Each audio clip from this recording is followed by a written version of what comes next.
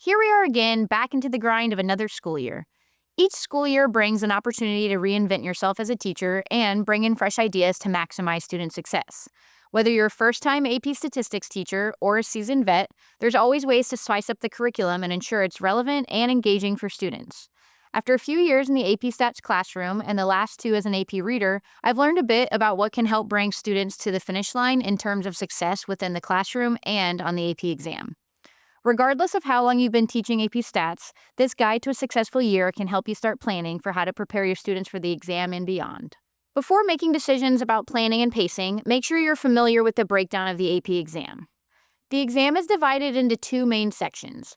Section 1 consists of 40 multiple choice questions, or MCQs, that must be completed in 90 minutes.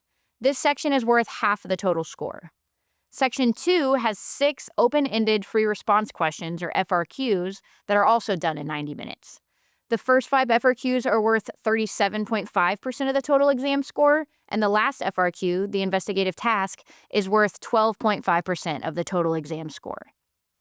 The MCQ portion of the exam is administered digitally using the Blue Book testing app. It's a good idea to give students a lot of practice throughout the year answering their questions digitally so they are prepared on exam day. The MCQs run the gamut of what they can cover, but a good chunk of the questions can be answered with solid conceptual knowledge rather than actual numerical calculations. Students will see a lot of questions that require them to choose the most accurate interpretation of an idea, which lends itself to some pretty lengthy questions and answer choices. In my own classroom, I often found students telling me that stats is a reading course more than a math course. They need to build that stamina throughout the year for reading and interpreting at a high level.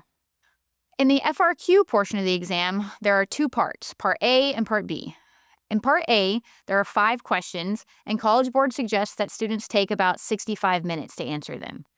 Each of these first 5 questions cover skills from 4 specific categories outlined in the course and exam description. These questions will focus on exploring data, collecting data, inference, and probability and sampling distributions. The 5th question will include a combination of 2 or more of these skills. FRQ number 6 in Part B is the investigative task. This question is the longest FRQ, and College Board suggests spending the remaining 25 minutes on it. It starts off with concepts students have learned about in the course, but moves into the investigative portion on the back end with information that's new to them. They're expected to be able to answer this question by building off of their answers from the start of the problem and extending that into the unknown realm.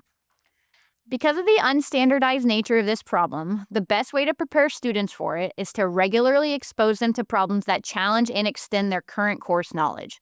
Students need to be comfortable working within the productive struggle bubble in order to effectively approach the investigative task. Knowing the scoring distributions of the exam can be helpful in gauging the difficulty and tailoring your grading to a similar scale. The AP Stats exam passing rate has hovered around 60% for a good while now, but we have seen a slight increase in the average score over the past few years as 1s and 2s have decreased for the most part. Nevertheless, stats remains a more difficult exam when compared to the other math and computer science courses. Many teachers believe this may be due to the reputation of statistics being perceived as an easier math course than calculus, inviting a wider variety of students to take the course that may not necessarily be prepared for the rigor. While it's sometimes easy to get caught up in this perception, your time is much better spent recognizing the importance of creating relevant and engaging material to bridge this gap. The inherent real-world applications of statistics are an exciting part of planning meaningful lessons with impacts that hold much more weight than just gaining college credit. As a first-year AP Stats teacher, I remember being excited about the opportunities to incorporate actual real-life connections into my curriculum, but a little overwhelmed trying to make sure I would be able to cover everything. My biggest piece of advice if you're a first-year AP Stats teacher is to take a look at the CED and loosely plan out your year with 2 weeks of review built in before the AP exam. Things will come up and you may not stay perfectly on track, but having a general plan of when to teach which units will make it easier to not run out of time. Just a heads up, the 26-27 school year will be the first year with a new CED, so this will need to be tweaked for that year to account for these changes.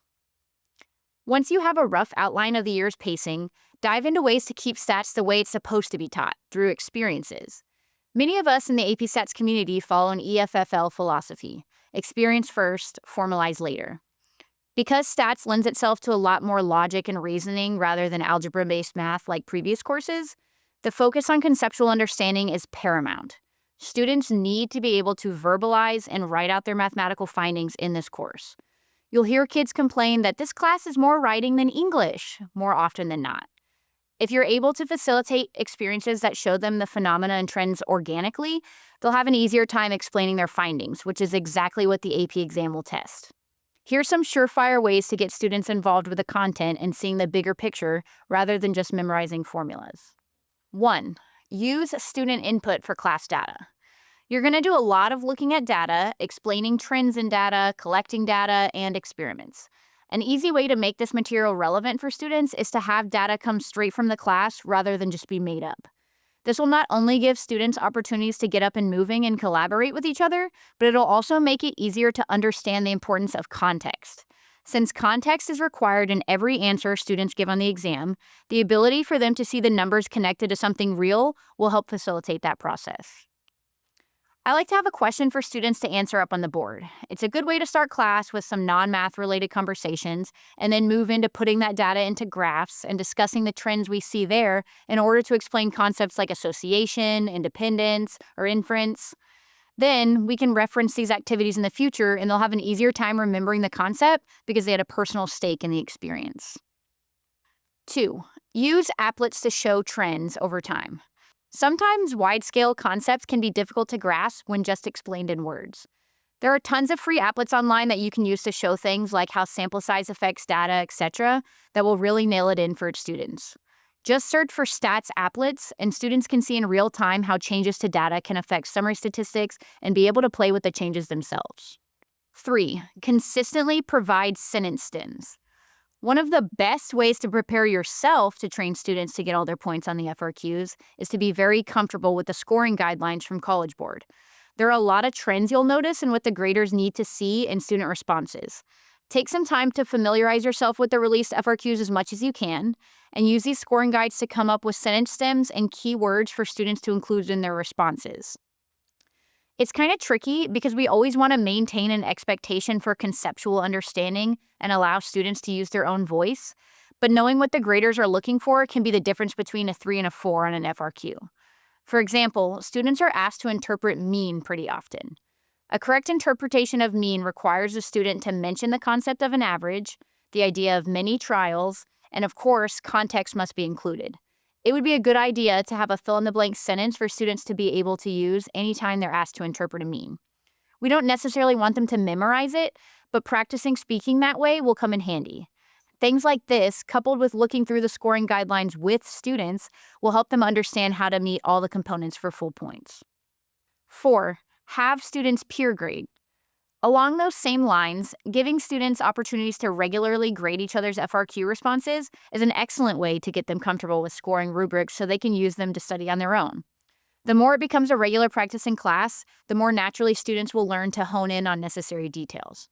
Providing students access to their peers' responses will also show them different ways of answering the same question. They may expand their ability to communicate clearly. In many cases, AP Stats is the first time students have had to really verbalize their understanding with mathematical language, so it takes a lot of practice to make things flow naturally while still including all the pertinent information to support their claims. In my own classroom, I had a semi-regular type of class period called Frappy. Free response AP practice, yay! We would work through 1 or 2 FRQs in groups and then project each of our responses on the board for the class to grade as a whole. Not only did the groups gain valuable feedback on their responses, but allowing students to step into the teacher role helped with gaining a deeper understanding of the material. And 5, allow students to fail. This is more of a general rule of thumb for great teaching regardless of the subject, but in AP Stats specifically, the productive struggle is a must. The last FRQ, number 6, is called the investigative task because it requires students to solve a multi-step problem that intentionally moves into content not covered in the AP Stats curriculum. Instead, students are expected to work off of their previous answers to make connections and discover new material. It's essentially a problem designed to gauge students' ability to solve problems they have never seen before. Students will only be able to develop this skill if they're provided with opportunities to struggle on a regular basis. The idea is that they'll become comfortable working through the unknown, and hopefully a side effect will be the necessity to study on their own or without the aid of a teacher. The more we step back and let students figure it out on their own, the less they'll rely on us for all the information. As we stated before, stats is so much more of a reading, writing, and logic class than a math class. So students will be much more prepared when they're forced to communicate with their peers, find big picture trends, and procure precise vocabulary to effectively explain their understanding. There are many resources you can use throughout the year to support both your teaching and your students' learning. Your main resources should be AP Classroom and the College Board website. The CED is here, of course, which will drive your planning and pacing for the year. You'll also be able to find past FRQs and scoring guidelines and AP exam style MCQ questions. What better way to prep your students for the exam than by resources from those who write the exam? There's also an AP Statistics Teachers Facebook group, which sounds a little silly but can truly be so helpful. It's a very diverse group of AP Stats teachers with unique perspectives, and everyone is willing to help share ideas, explain concepts, or even share some resources from their own classroom. Make sure you're utilizing some sort of online testing platform so students have practice answering their MCQs in a digital format. AP Classroom is perfect for this as well.